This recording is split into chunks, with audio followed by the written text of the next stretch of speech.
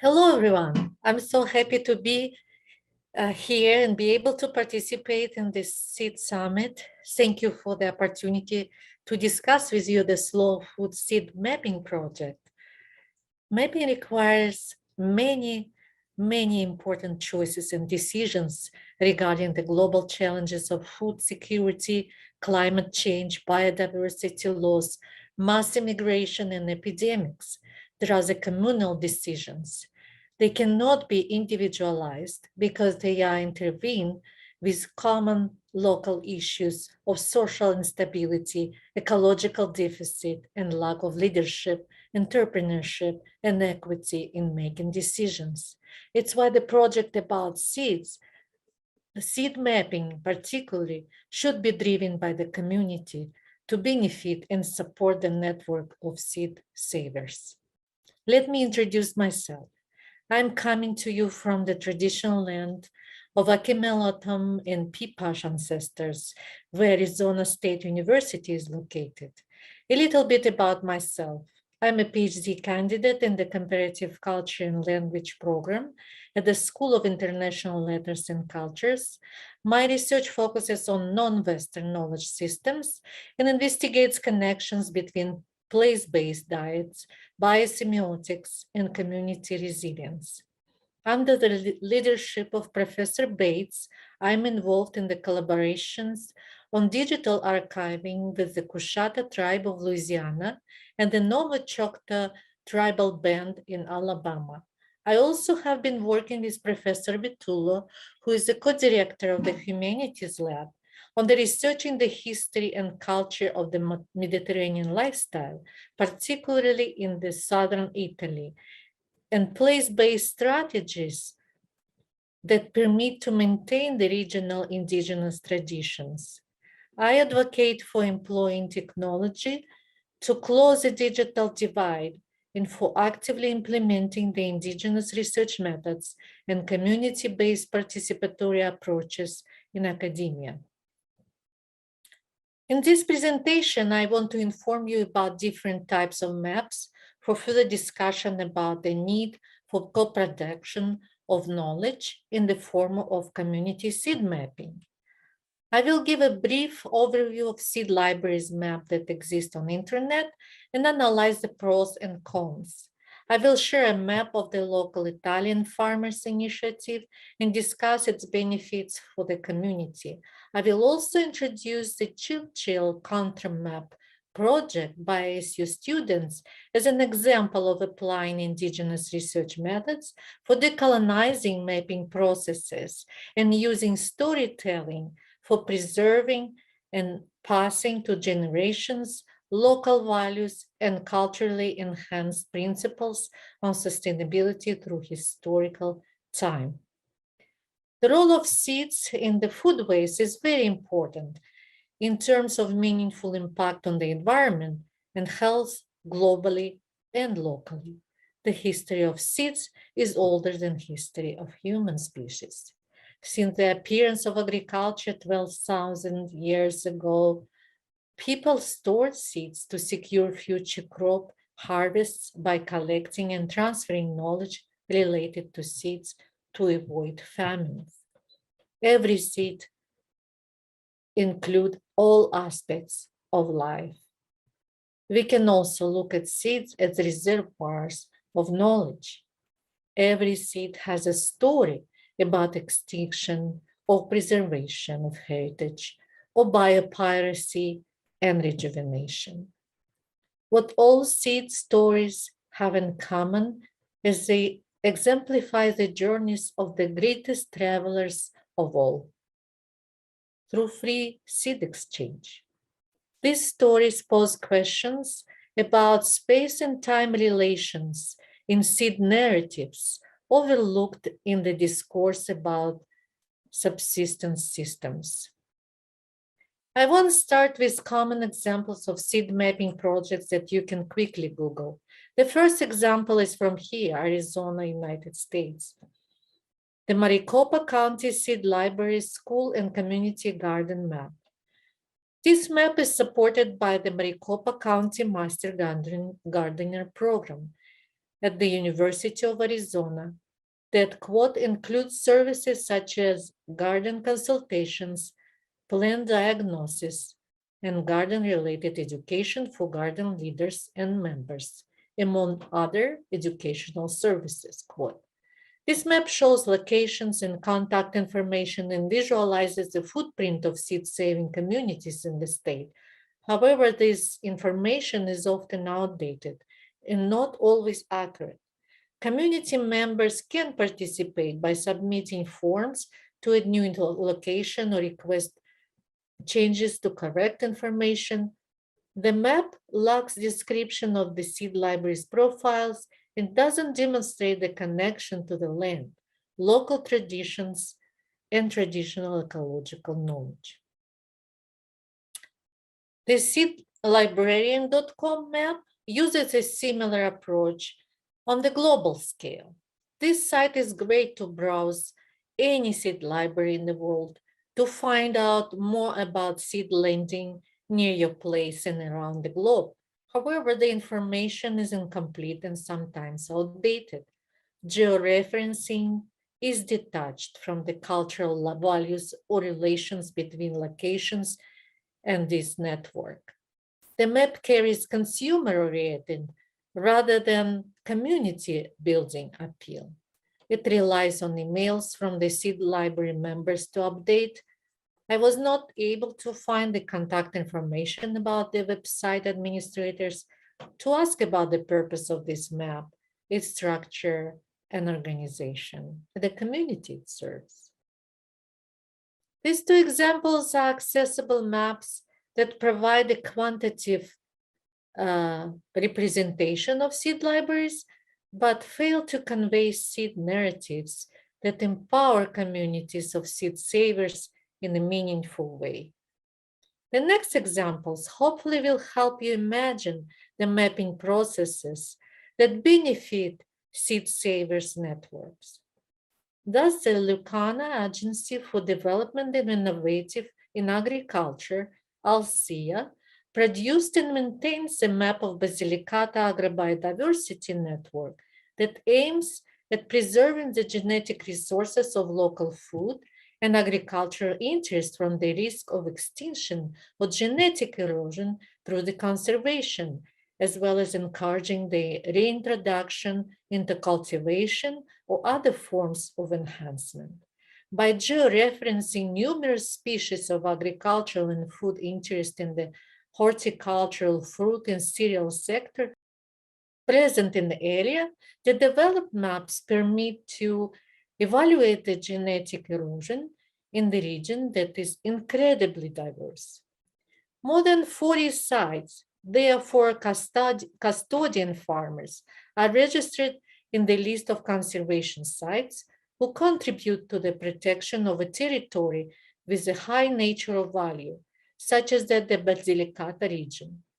This map represents the regional agriculture as, quote, a fundamental tool for the management of the territory and to produce the economy and income for farmers, a fundamental prerequisite for preventing land abandonment and the depopulation of rural areas, focusing on the rediscovery of traditional traditions, territory, and the winning relationship between food, landscape, and health. Quote, it truly benefits the local farmers and empowers local communities by informing them about the challenges and opportunities for the future.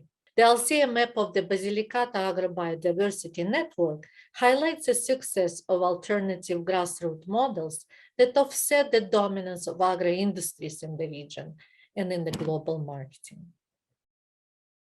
In the following clip, Dominica Serbino, who works at the seed bank of Basilicata, describes briefly the history of the museum, how the seed bank connects with others, and their work analyzing the seeds. Siamo partiti con il territorio del Pollino Lagonegrese perché è il primo lavoro che abbiamo fatto, poi questa cosa l'abbiamo estesa un po' a livello regionale. E questa esigenza della banca viene fuori perché a un certo punto tenevamo necessità di recuperare il materiale che noi in questi anni abbiamo mappato, abbiamo censito, e l'unico modo per poterlo conservare era quello di creare una banca del germoplasma, perché ci consentiva di poter, diciamo, conservare questo seme per molti anni. E una copia di questo materiale noi l'abbiamo anche depositato a un'altra banca, alla banca del germoplasma di Bari, per cui una copia di questa è là, okay? E addirittura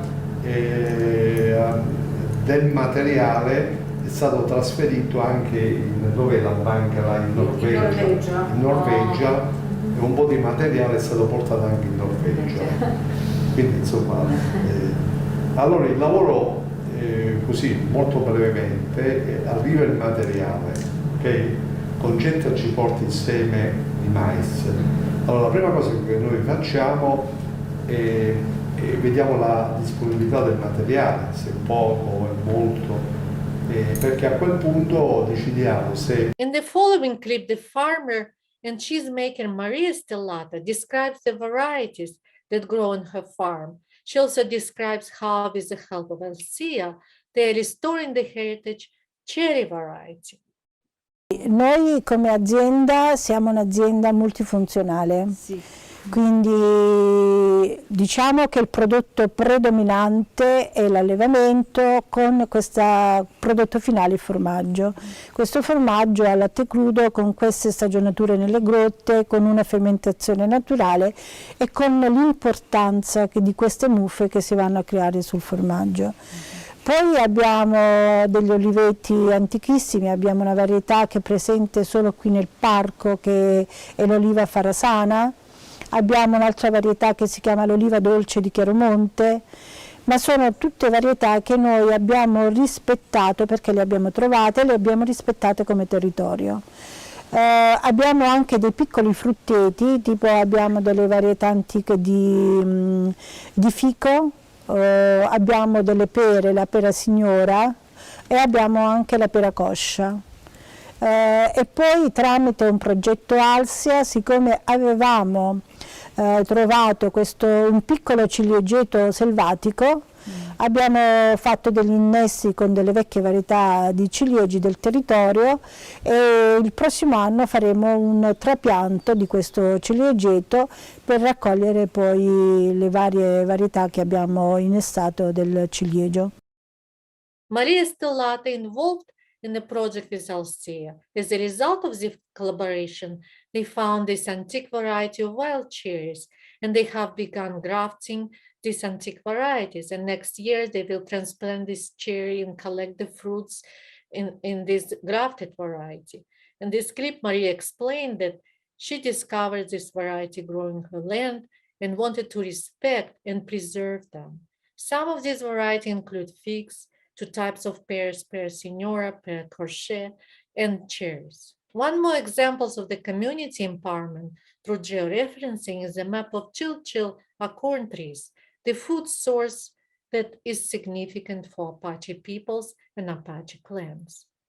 The group of students from the Professor Melissa Nelson's class about indigenizing food systems applied the counter mapping method that resonates with cultural values, and a storytelling approach to decolonize the mapping process itself. The map permits to compare pre-colonial and modern growth ranges of Chilchil acorn trees in Arizona and Mexico. The indigenous research method includes stories.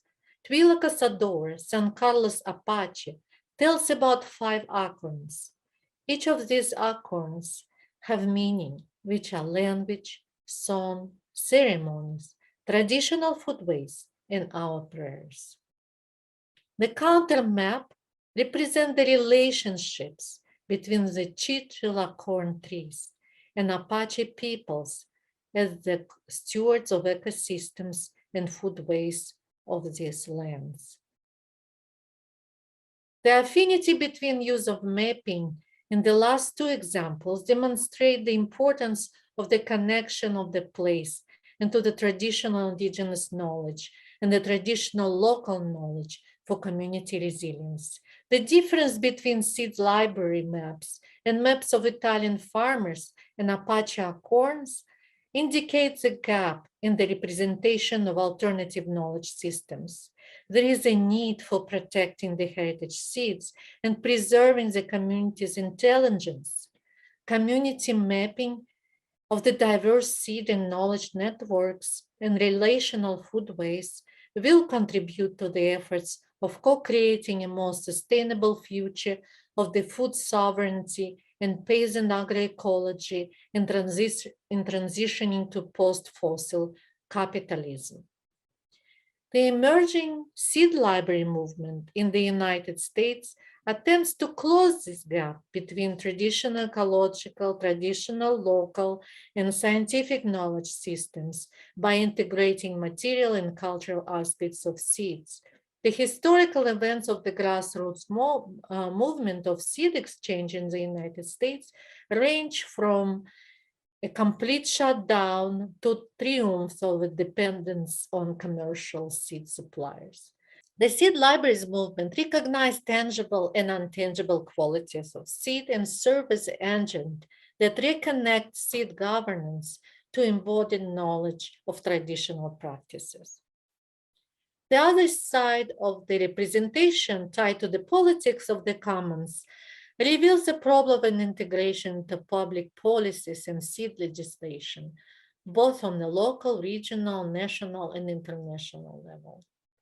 By mapping the space carved by seed libraries to preserve the traditional ecological knowledge, traditional local knowledge, the associated practices, beliefs, institutions, and worldviews about the relationships between the society and cultural groups will become more visible.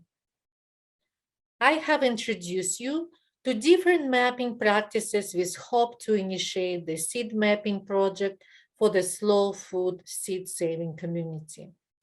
Please reach out to me if you're interested in brainstorming the ideas, defining priorities, designing cultural protocols, and many other processes that would help create the map of our network that protects local seed saving practices and causes no harm to the community, and that respects and acknowledges the sacred traditional indigenous knowledge in every seed. Please join me in preparation of a proposal for the slow food seed mapping project. I'm looking forward to working with you, and thank you again for your attention.